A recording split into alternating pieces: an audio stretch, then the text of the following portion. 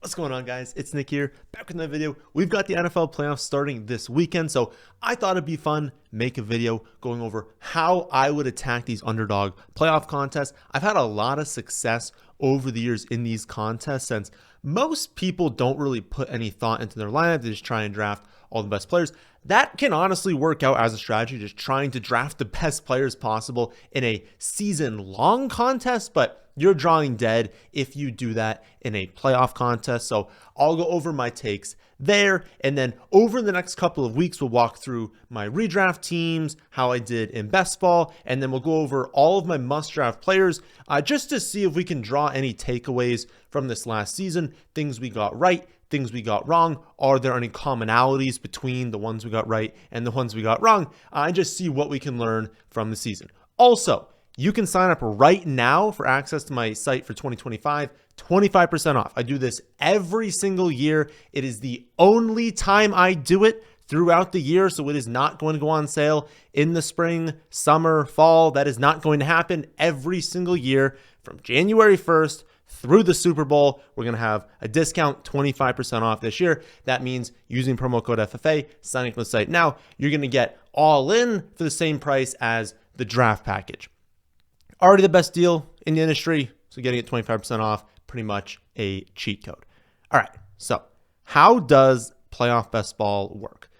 It's pretty simple. It's the exact same as normal best ball, but you know, when you draft a normal best ball team in August for the season, you know that your teams are not going to be eliminated, right? So you don't have to put a lot of thought into, are these teams going to advance? You know they're going to play all of their games. It's more just draft the best players.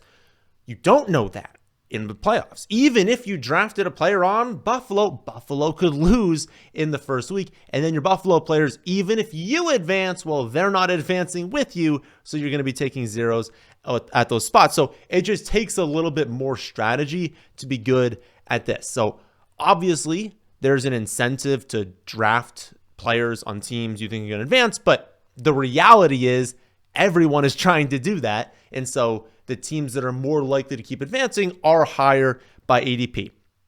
In terms of advancing, it depends on the contest. You're going to want to just click, when you click like the draft icon or whatever, it's going to show you at the top what the advancement is.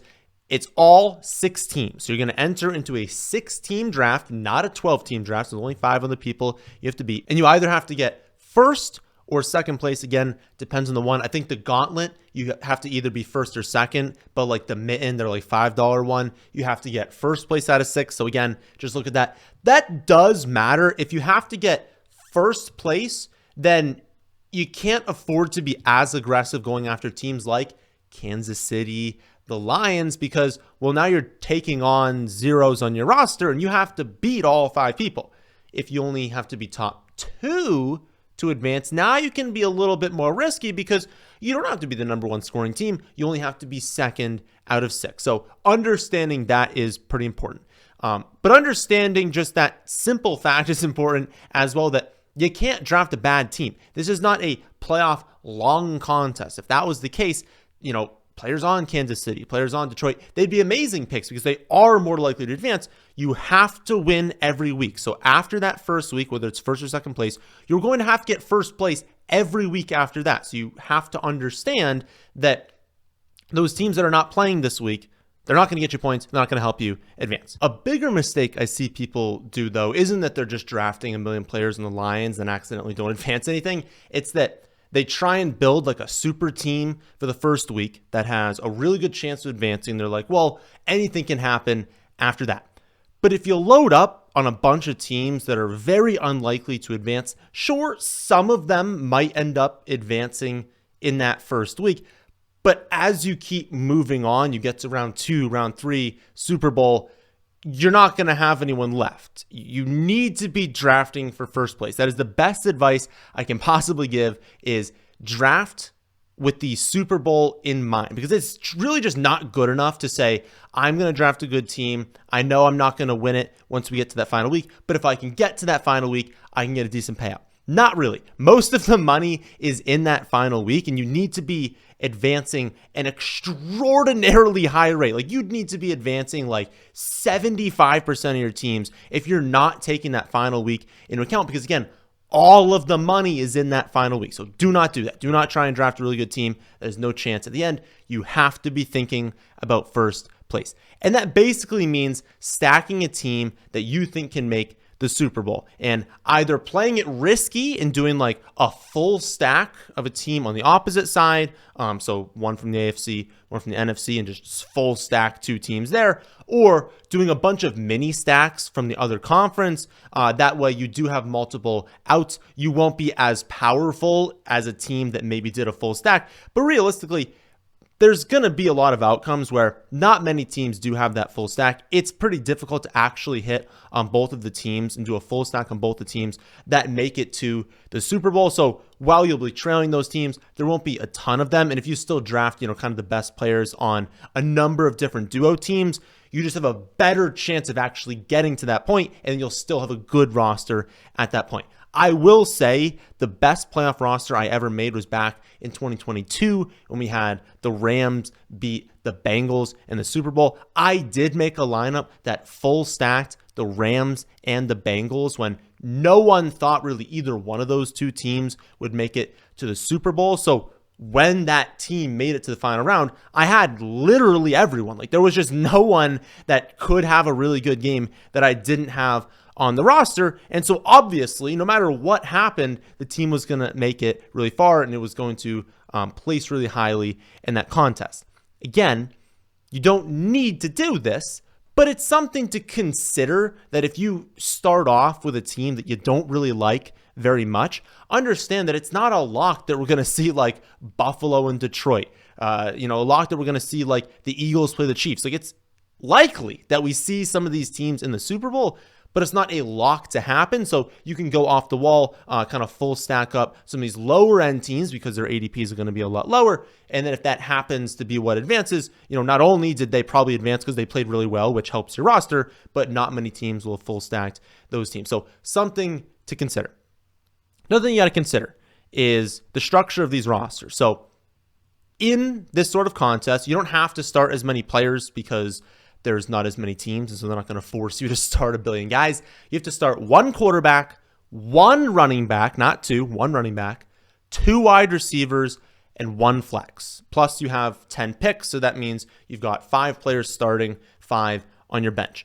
That might seem like you have like a lot of room for misses. Only half your roster's in the starting lineup. You only need to start 1 running back. You can miss on a lot of picks, but just remember that half the teams every week are going to lose, right? That's just a reality of the playoffs. Half the teams lose. And so unless you happen to stack the perfect teams that always keep advancing, you got to be aware that some people on your roster are just not going to be there next week. And so you can't be too thin at a position unless you want to go all in, like we'll talk about in a second. But I've seen people draft teams that have 2 total wide receivers from different AFC teams.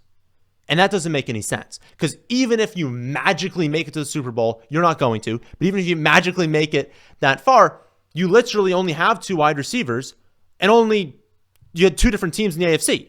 So it's a certainty that you're taking at least 1-0 in that final week. Again, look at your roster and understand that you're going to want to have a live roster at the end. And if you aren't going to have that, it is a negative EV roster to the draft. My general strategy, just to kind of ensure that you are live in the end, is to set out to where the team that you draft with that first pick, that's your core.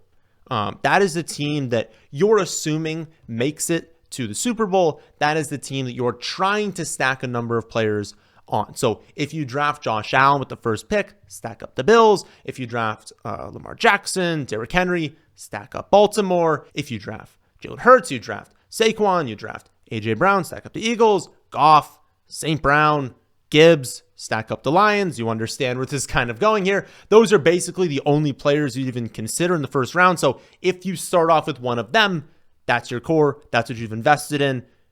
You don't have to full stack, right? You don't have to go out there and draft 7 players on that team, but draft a number of players, assuming they make the Super Bowl, and then the rest of your roster you're going to be mixing, matching after that. In my opinion, the best teams will pretty much full stack a team that you draft first, and then just take a bunch of duos from the other conference. So if you start off with Josh Allen, I would try and go after James Cook, Shakir, Amari Cooper, Coleman, Kincaid. Just get as many of them as possible. If you make it to the Super Bowl, you're just live. Like literally no matter who they end up playing, if you have a roster that can start a quarterback, a running back, and then 3 other players, 2 wide receivers and 1 flex, you're good. You don't have to hit on a single other player from the other conference.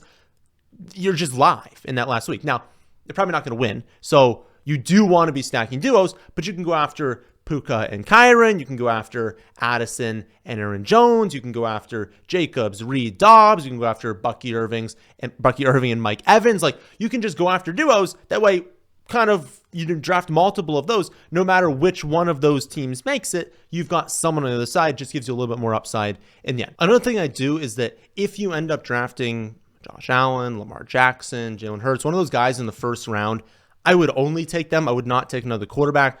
I understand that you're cooked if they lose, right? Obviously, you're taking a 0 quarterback. You're not going to advance the next round. But that was already the case. Like, if you draft Josh Allen, you're going to stack up Buffalo, and they end up losing. Sure, you might feel a little bit better if you have a backup quarterback. But at the end of the day, you're going to get just ripped apart by these teams that full stacked a different team, didn't full stack Buffalo. And so it's just not worth it. Yes, you might end up getting lucky drafting someone like CJ Stroud.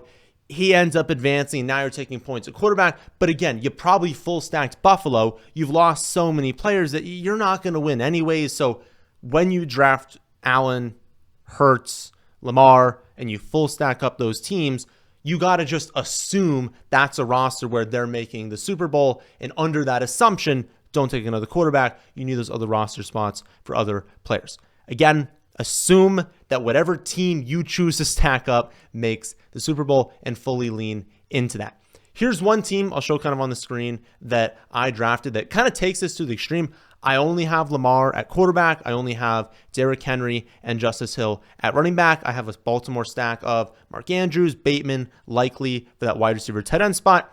And then I say, okay, assuming Baltimore makes the Super Bowl, this team can advance that far. Let's just take a bunch of NFC teams. You know, I take Devonta Smith, I take Puka Nacua, Mike Evans, Jaden Reed, and I say, okay, can one of those teams be playing Baltimore in the Super Bowl? And even if that doesn't happen, it's fine. I have enough from just Baltimore to get it done. But those are also players that are all playing this weekend, can all have decent games this weekend, and can kind of just help that team advance. One negative with full stacking a team is, well, you're not going to get a bunch of nukes, right? Unless Baltimore goes out there and scores 40 points, you are probably not going to advance just having that team. You're going to need other players. And so stacking up random players from the other conference, that can just be enough to help you get past this week. Here's another example of a fairly extreme team that I drafted. We have Josh Allen at quarterback, James Cook, Ty Johnson at running back, Shakir, Amari, Kincaid, Keon Coleman at wide receiver tight end. So if Buffalo makes it to the Super Bowl, I've got a ton of players on Buffalo. Then we have one-offs of Bucky Irving, Sam Laporta, Romeo Dobbs. That way, if Buffalo goes on an insane run, I've got the Super Bowl, but then I've also got Tampa Bay, Detroit, and Green Bay covered to where we can get some extreme games on that side. Again, I know it's a risky strategy and that every team you draft is not going to play out this way. There's going to be a lot of teams where you try and go all in on a team and it just kind of doesn't work. You don't end up with a lot of players. And so you have to kind of mix and match different things. Here's an example of kind of like a less extreme team. I've got an Eagle stack of Jalen Hurts, Saquon Barkley, and Dallas Goedert. So just a 3-player stack. And then I've got a Texan stack of CJ Stroud, Joe Mixon, and Nico Collins. So whichever one of those two teams, maybe it's the Eagles, maybe it's the Texans, whichever one does make it to the finals, I've got 3 players on that team with a quarterback, a running back, and a wide receiver. So I only need a little bit on the other side. And then you add in one-offs of Jacobs, Shakir, Bateman, likely, just other players that maybe can advance that far. Again, my favorite teams are the ones that just ensure I have full stacked this team. I've got 5 players, a quarterback, a running back, 2 wide receivers, and a flex. That way, no matter who they end up playing, I'm good. Those are my favorite teams, but it's possible that you just run into lobbies where you can't do that. And so kind of taking maybe 2 different trios, maybe taking a trio and a bunch of duos, that's another way where you can kind of just fill in the roster and still have outs, right? If the Eagles end up playing Baltimore, I'm good. I have Bateman, I have Likely, and I've got 3 players on the Eagles, so I'm okay if that ends up happening. Not so okay if we get the Texans and like the Packers. I only have 4, but still, that's still an out where I have 4. I'll still advance decently and place decently in that contest if that ends up happening. I want to leave you all with my favorite one-offs, which is probably the most important part here. Full stacking is great, and it makes a lot of tough decisions for you when deciding between players. Like, just go with the one you think is making the Super Bowl on this build. But at the end of the day, there are going to be big games from players that don't win in week 1 or do win but are very unlikely to make the Super Bowl. And getting those players on your team could be the difference between, advancing a really good stack and having a really good stack, but that just can't get it into the next round, falls short because it just doesn't have the ceiling. Again, when you're full stacking a team, there can only be so many touchdowns on a team. And so while you have a lot of safety and capturing all of those touchdowns as you keep advancing and keeping a lot of players on your roster, you need ceiling to place first out of your pool. And so you're going to need some of these one-offs. In my opinion, the clear number 1 one-off is Bucky Irving. I plan to ramp up drafting on Wednesday through Friday, and my hope is to get him on as many teams as possible. Not only are the Bucks 3-point home favorites, so you might even get 2 games from him. The average outcome here is that they do advance into the next round, but he's either going to be the number 1 or number 2 running back on the week in terms of projections. Initial projection right now have him 1. I think he's going to end up falling behind Saquon, but he's a top 2 running back this week, and his ADP is currently 32nd overall. That's the 6th round in this contest. Like, imagine potentially getting the top scoring skill player in the 6th round. He's an absolute must draft. If you draft Gibbs, you draft Pacheco, knowing you can't draft too many running backs, and those guys are not playing in week 1, so you won't overload. If you draft Gibbs and Bucky Irving and you advance, you've got an insane running back duo, and you probably don't even need to draft a single other running back. And you've got Gibbs, who can potentially make it to the Super Bowl, and he might have a lower advancement rate because teams that draft him in the first round are not going to get him in week 1. And so if you don't draft properly, you might just not advance with that sort of stack. The only other skill players that project kind of near him on the week are Saquon and Derrick Henry in half PPR scoring, which Underdog is, but they go in the first round. Again, this is the 6th round for Bucky Irving. And so being able to pair him with players on bye or pair him, I have a few teams where I paired him with Saquon Barkley. That gives you an absolutely insane ceiling and also ensures that those 2 players are not on other players' teams. Just makes it a lot easier for you to get top 2 in your pool. Another one that I want to get as much as possible of is Puka Nacua. He's completely overtaken Kupp as their wide receiver 1.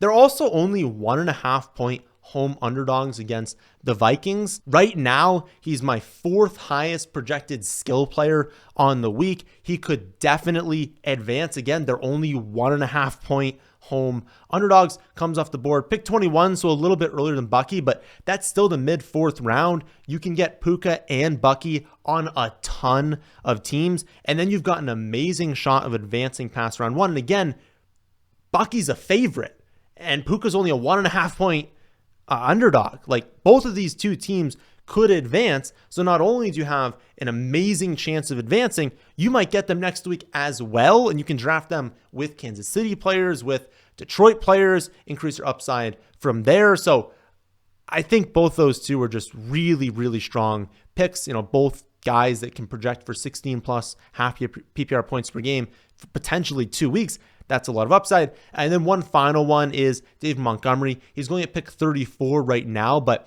the odds are he's going to be fully cleared to play next week. And if he were cleared right now, he'd be going as a top 20 pick for sure. I also think the Lions are going to win the Super Bowl. At the very least, I really think they're going to make it to the Super Bowl. And so if he can get healthy, he's basically going to score a touchdown every single week. And so that's really, really strong value at pick 34. And again, You can pair him with, Saquon or Henry in round 1. You can pair him with Bucky Irving before, and those players are going to help you advance. And so you don't have him this week, but once he starts being added to your roster next week, I think it's going to be a really strong value, way better than the value of a lot of picks going in the 30s. So those are my thoughts on the Underdog Playoff Best Ball contest.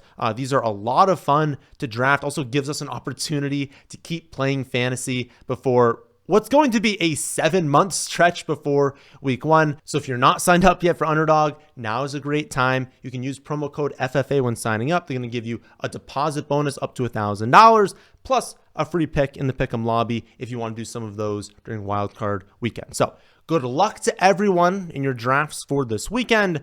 That'll do it for this one. I'll see you all for some recap videos over the next few weeks.